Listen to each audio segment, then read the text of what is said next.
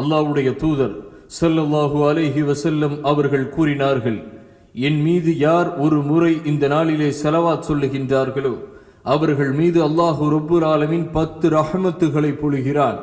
அதை போல மலக்குகள் அவருக்காக 10 முறை பாவ மன்னிப்பு தேடுகின்றார்கள் என்று அல்லாஹ்வுடைய தூதர் ஸல்லல்லாஹு அலைஹி வஸல்லம் அவர்கள் சொன்ன இந்த ஹதீஸ் தபரானியிலே பதிவு செய்யப்பட்டிருக்கிறது, முஸ்லிமிலே பதிவு செய்யப்பட்டிருக்கிறது.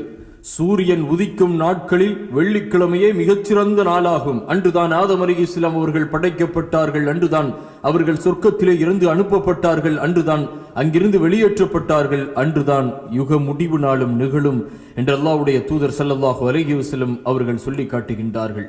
அருமை சகோதரர்களே, புகாரிலே 895வது ஹதீஸாக இடம்பெறுகிறது, ஜும்மா நாளில் குளிப்பது பருவமடைந்த ஒவ்வொரு மீதும் கடமையாகும் என்று ரசூலுல்லாஹி ஸல்லல்லாஹு அலைஹி வஸல்லம் அவர்கள் சொன்னார்கள். இன்றைய நாளிலே அழகிய